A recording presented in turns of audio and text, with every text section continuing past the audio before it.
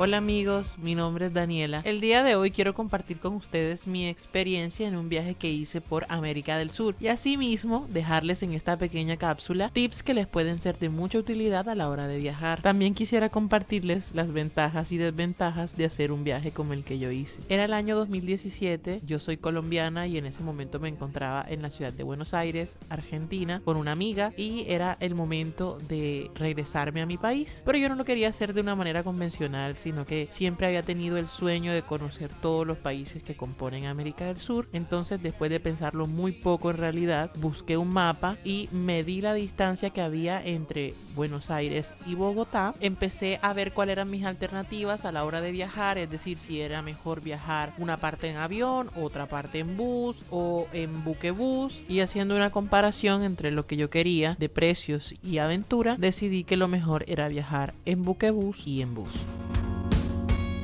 Existían dos rutas para poder volver a Bogotá. Una era atravesando Chile y la otra atravesando Brasil. En ese momento tuve que decidir la más viable para mis gustos y para mis necesidades, y esa fue Brasil. Además, por Brasil podía conocer otro país que me interesaba, que era Bolivia, y por Chile se restaba ese país. Una vez con la ruta escogida tenía que puntualizar las ciudades en las que iba a hacer una parada. La primera era Carolina en Uruguay, donde iba a ser mi primera parada y además de eso tenía que dormir una noche.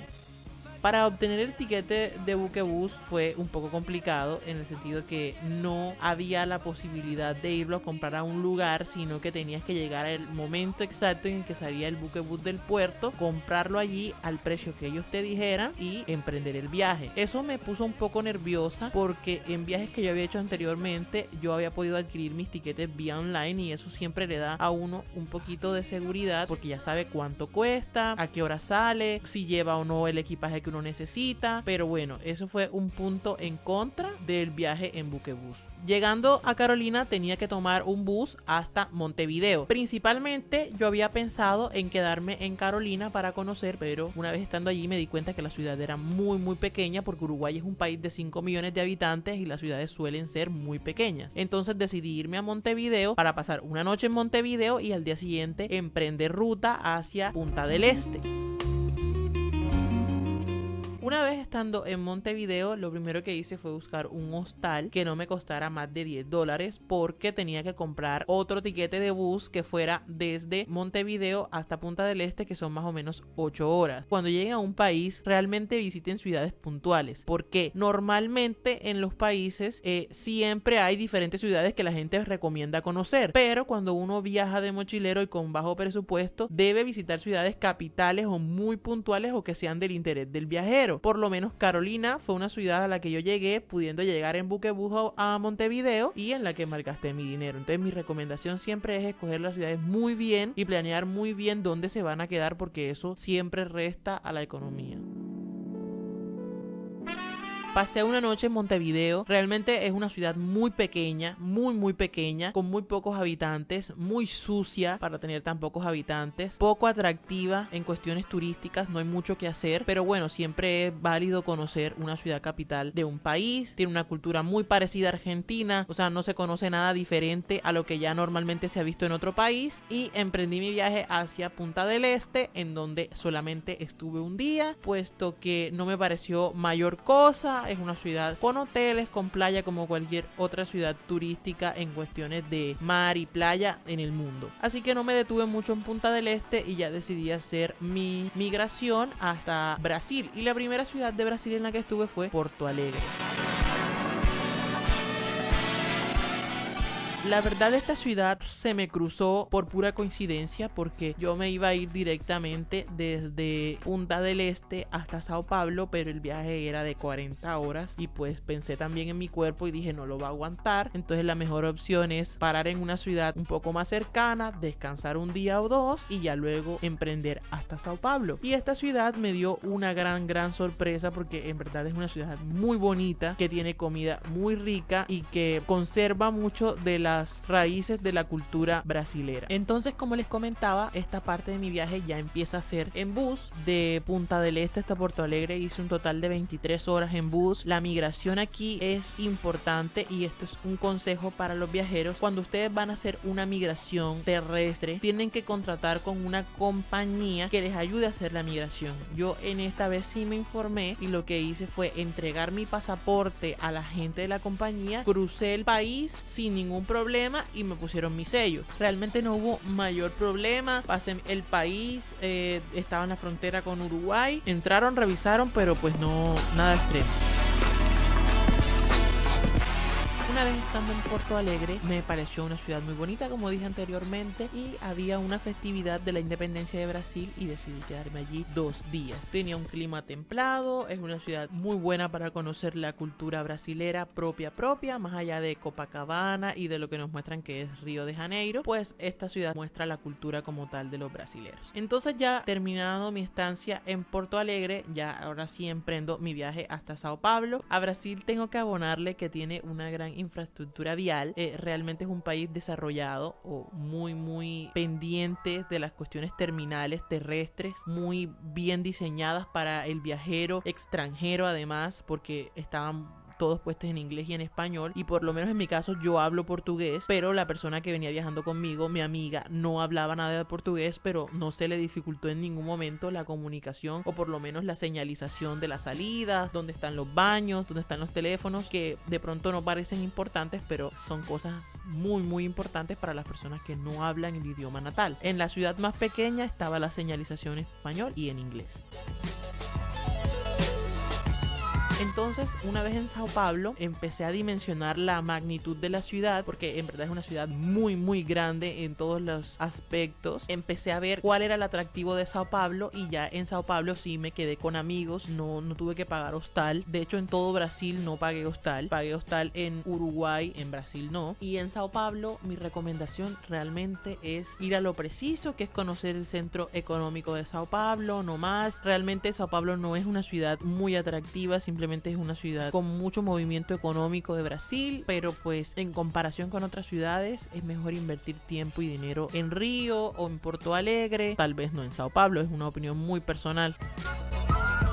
En Río de Janeiro estuve una semana conociendo todo lo que Río ofrece, y una semana no les basta. Es una ciudad enorme, bonita y que vale la pena visitar. De allí seguí a otras ciudades menos importantes de Brasil hasta llegar a la frontera con Bolivia. Ok, aquí ya en Bolivia se hace un parteaguas, que es una recomendación. Yo como mochilera no viajaría a Bolivia, o sea, no lo recomiendo en lo absoluto. Es un país muy rural, en la que una persona se vara fácilmente, en la que una persona queda con las manos atadas porque los cajeros automáticos son muy escasos, el cambio de clima es muy brusco, la altura de La Paz es muy potente para cualquier persona y te puede enfermar. Entonces mi paso en Bolivia fue realmente rápido. Estuve en Santa Cruz de la Sierra, estuve en Sucre y estuve en La Paz al aproximado de unos 10 días. La cuestión del transporte terrestre es muy difícil, los buses están en muy mala condición y pues realmente conseguir el transporte adecuado para movilizarse por tantas horas es difícil. Mi recomendación, si ustedes deciden ir a Bolivia, es que planeen todo muy bien y lo hagan por avión, porque en bus van a sentir muchísimo los cambios de clima. En una ciudad hace muchísimo calor, luego sube y hace muchísimo frío, muchísima altura, y es probable que se enfermen. Entonces mi recomendación es que lo hagan por avión si tienen la posibilidad, y si no, que se informen bien sobre las rutas de buses que cubren de una ciudad a otra.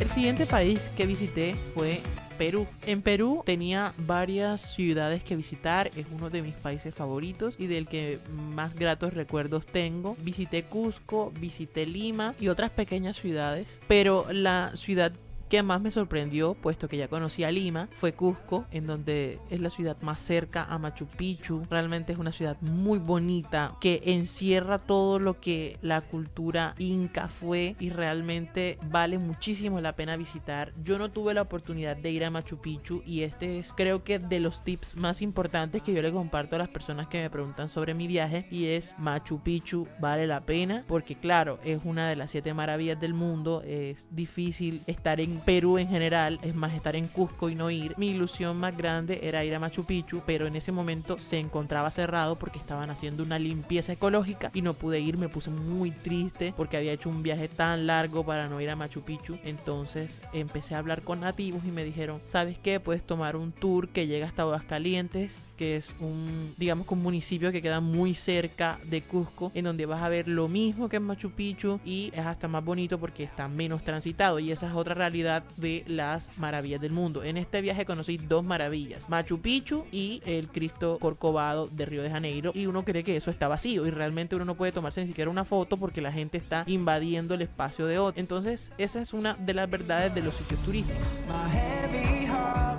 Estaba yo en Cusco, decido tomar un tour que me lleva hasta Aguascalientes y creo que fue la mejor decisión de mi viaje. Conocí las alpacas, conocí cómo hacen este producto, conocí ciudades muy bonitas, pueblitos muy bonitos que conservan muchas de las tradiciones incas, vi todo Cusco desde la altura. O sea, realmente fue de las mejores decisiones que tomé y allí no me lamenté ni un momento de no haber podido ir a Machu Picchu, pero pues si ustedes tienen la oportunidad, sin duda háganlo. Y aquí viene otra recomendación, y es comprar el tour de Machu Picchu por internet porque allá te lo venden el triple de caro. Y además de eso, movilizarse en Perú en general, pero esta vez a mí me tocó en Cusco, pero en Perú en general es muy barato, los taxis son muy baratos y la gente también se moviliza como en unas pequeñas motonetas que también suelen ser muy económicas. Entonces mi paso por el Perú fue muy bueno, muy fructífero, muy barato y excelente.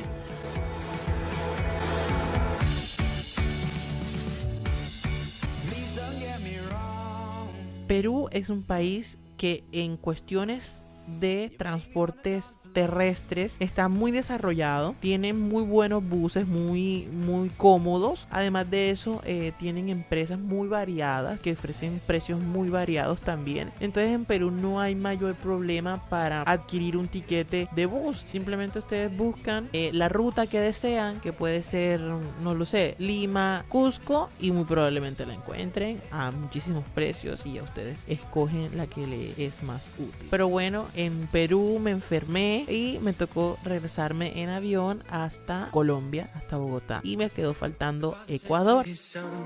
Tristemente no lo pude conocer porque, como dije, me enfermé, y esto me pasó por hacer el recorrido en bus por Bolivia y los cambios de climas tan abruptos que tuve. Entonces mi recomendación primera es que cuiden su salud muchísimo, que se abriguen muy bien. Hay ciudades que tienen la particularidad que en un momento hace mucho calor y en el siguiente momento hace frío, entonces nosotros nos quitamos la chaqueta o lo que tengamos encima y normalmente nos enfermamos. Entonces esa es una recomendación. Además, que busquen muy bien, que utilicen muy bien los mapas, Google Maps, Waze, todas estas aplicaciones que le dan la oportunidad de visualizar la geografía por donde ustedes van a transitar, son de mucha ayuda. La otra es que por favor adquieran una SIM card en todos los países a donde van. Suele ser un gasto mínimo porque las SIM cards son muy baratas, los chips son muy baratos, y ustedes, si van a estar 1 o 2 semanas o 5 días o 3 días, créanme que es de mucha utilidad porque les va a permitir internet para utilizar las aplicaciones que les acabo de mencionar. Eso es muy útil. En los países en donde no se habla la misma lengua que uno, el traductor también